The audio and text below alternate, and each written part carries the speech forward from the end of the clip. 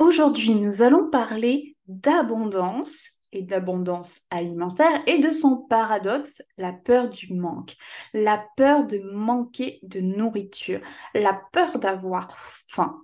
Restez avec moi, on en parle juste après le générique. Bienvenue dans le podcast Mince alors, le podcast anti-régime, anti-yo-yo et frustration, le podcast qui éveille les consciences en sortant des dictats de la minceur. Mince alors est un espace dédié à toutes les femmes qui souhaitent mincir durablement. Je suis Amandine, diététicienne spécialisée en psychonutrition. Je vous accompagne à perdre du poids durablement en vous libérant des poids qui vous pèsent. Je vous guide afin de vivre en harmonie avec votre corps et votre alimentation. Pourquoi associer ces deux opposés, l'abondance et la peur du manque? Car ils s'entremêlent assez régulièrement dans nos vies à différents niveaux. On pourrait bien entendu parler d'abondance de richesse, d'amour, de joie, etc. Mais mon sujet de prédilection, vous le savez, c'est l'alimentation. Donc nous allons parler d'abondance dans notre sphère alimentaire. En France, en 2023, nous vivons dans une abondance alimentaire. Je dirais même une surabondance alimentaire avec certains commerces alimentaires ouverts 24 heures sur 24, 7 jours sur 7. Cette abondance alimentaire fait partie de notre vie, sauf bien entendu des cas de détresse sociale. Mais nous n'en avons pas toujours conscience de cette abondance alimentaire. Il est devenu banal de remplir son frigo et ses placards. C'est une action routinière que de faire les courses. C'est même parfois devenu une corvée.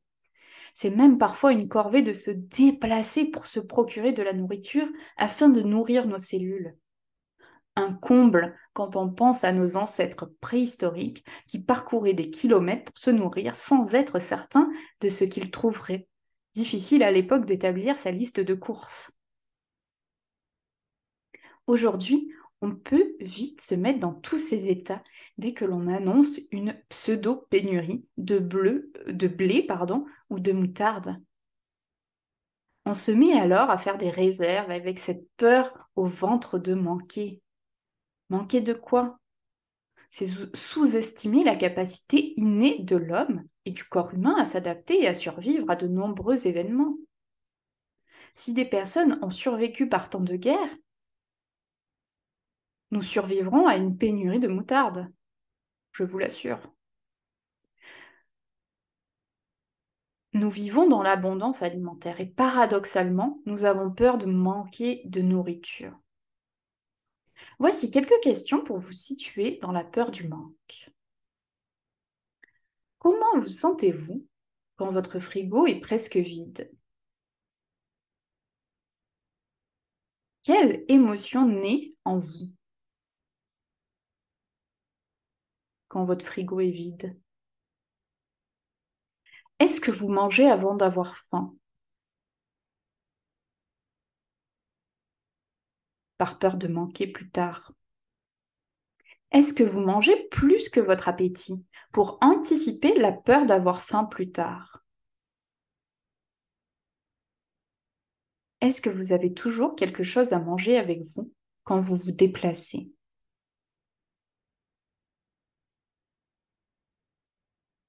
Si vous avez envie de me partager vos réponses, faites-le en commentaire sur YouTube ou en échangeant avec moi par mail ou via les réseaux sociaux sur Messenger, Facebook ou sur la messagerie d'Instagram. Je serai ravie d'échanger avec vous sur, sur ce que vous vivez avec cette peur du manque. Si vous avez répondu au moins un oui à une de ces questions, je vous invite à explorer cette peur du manque. Voici des pistes qui peuvent expliquer cette peur du manque, très paradoxale dans notre société d'abondance. Et je ne parle bien entendu pas ici des pays du monde où l'accès à l'alimentation reste compliqué. Premier point, première piste de réflexion. Ne l'oublions pas, l'homme n'a pas été parachuté au XXIe siècle dans la société que nous connaissons aujourd'hui, dans nos pays dits développés. Nous venons tous d'un homme préhistorique possédant un cerveau archaïque. Le cerveau de l'homme s'est peu à peu développé. Et c'est ce qui fait que nous sommes qui nous sommes aujourd'hui. Mais malgré cette évolution, nous avons toujours certains réflexes archaïques. Et c'est pourquoi, malgré cette apparente abondance alimentaire, nous pouvons ressentir cette peur du manque qui est profondément ancrée au cœur de notre cerveau. Deuxième piste de réflexion, notre éducation laisse des traces, bien souvent inconscientes, qui nourrissent cette peur du manque.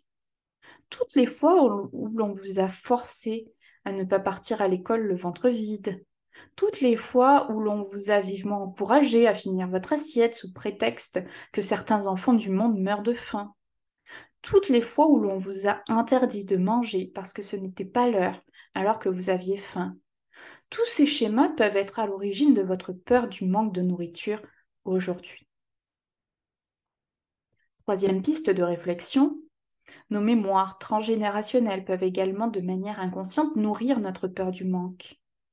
Que nos parents, grands-parents, arrière-grands-parents ou plus loin dans la lignée aient connu le manque alimentaire en période de guerre ou en lien avec une difficulté financière et vous pouvez vivre avec cette peur du manque viscéral alors que vous ne vivez pas du tout dans la même situation.